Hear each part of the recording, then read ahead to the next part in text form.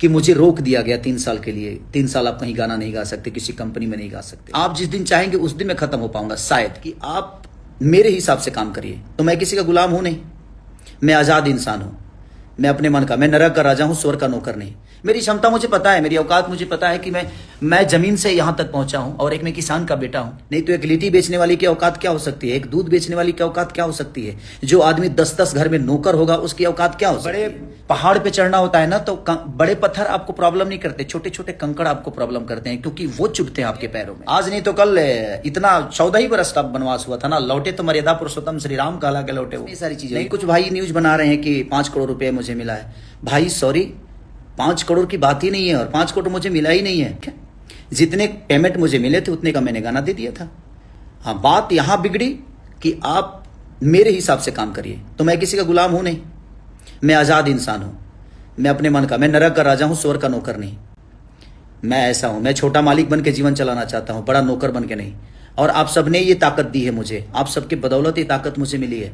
नहीं तो एक लिट्टी बेचने वाली की औकात क्या हो सकती है, एक दूध बेचने वाली की औकात क्या हो सकती है, जो आदमी 10-10 घर में नौकर होगा उसकी औकात क्या हो सकती है। मेरी क्षमता मुझे पता है, मेरी औकात मुझे पता है कि मैं जमीन से यहां तक पहुंचा हूं। और एक मैं किसान का बेटा हूं। आज भी दिमाग में स्टार्डम नहीं है, आज भी मेहनत करता हूं, 24 घंटे जगता हूं। इस फैसले के बाद मैं पूरी रात सोया नहीं, वो जाहिर सी बात है।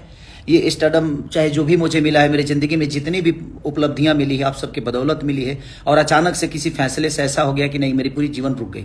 तो पल भर के लिए मुझे लगा जी नहीं, गलत हो गया।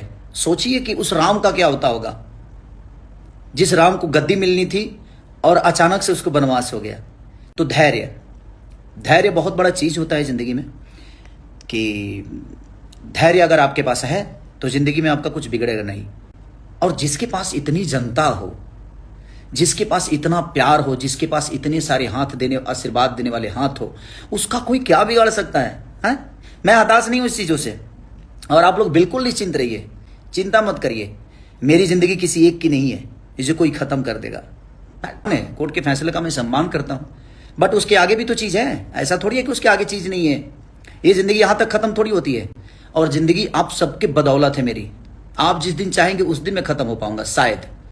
किसी एक के ख़त्म करने से ये ज़िंदगी ख़त्म नहीं हो सकती, क्योंकि आपने बनाया है, आपने मुझे हर उस मोड़ पे साथ दिया है मेरा।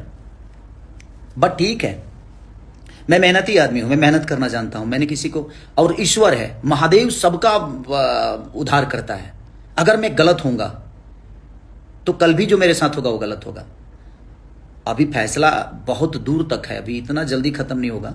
इसके बाद भी न्यायालय है, इसके बाद भी चीज़ें हैं।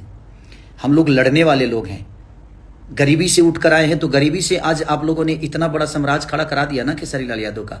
और ये साम्राज्य मेरा नहीं है, ये आप सबका है। आपने मुझे संवारा है, और आपको भी पता है कि आपने मुझे कहाँ से उठाकर कहाँ रखा है। तो ज़िंदगी इतनी जल्दी ख़त्म थोड़ी होती है, हाँ? और ज़िंदगी और मौत का कोई, ज़िंदगी आज मिली है तो कल मौत तो होना है। तो इससे भागना क्यों और इससे डरना क्यों?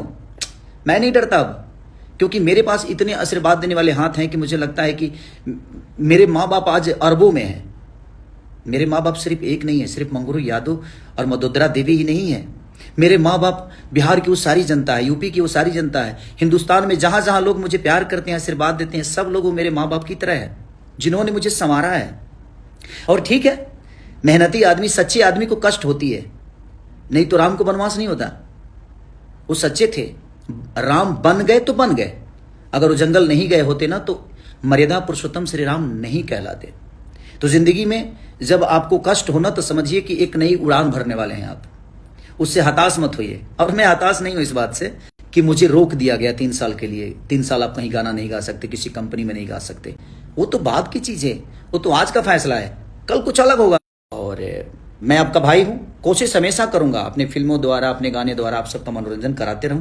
हमेशा मेरी कोशिश रहेगी कि आपका प्यार और आपका आशीर्वाद जिस तरह अभी तक मिला है मुझे, मैं हमेशा आपके साथ कोशिश करूंगा कि आपका प्यारा भाई, आपका प्यारा बेटा बनके आजीवन आपका सम्मान करते हुए, अपने संगीत का सम्मान करते हुए, अपने बुजुर्गों का सम्मान करते हुए अपने जीवन को मैंने चलाया है। और मुझे दुख इस बात का कभी नहीं होगा कि मेरा कुछ बर्बाद हुआ। बर्बाद अगर खेसारी होता है तो भोजपुरी समाज होती है। जो भी भाई अगर गलत न्यूज़ भी बना रहे हैं तो शायद उनको ये लगता होगा कि हम खेसारी को नीचा दिखा रहे हैं और खेसारी को गलत।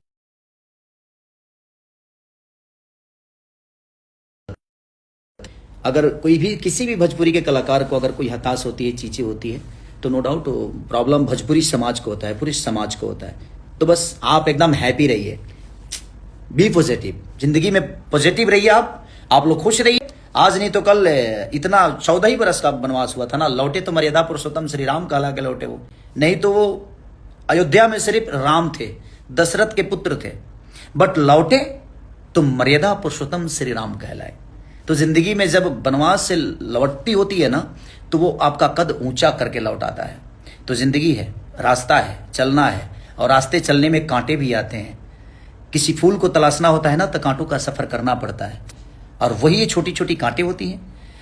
बड़े पहाड़ पे चढ़ना होता है ना, तो बड़े पत्थर आपको प्रॉब्लम नहीं करते, छोटे छोटे कंकड़ आपको प्रॉब्लम करते हैं, क्योंकि वो चुभते हैं आपके पैरों में।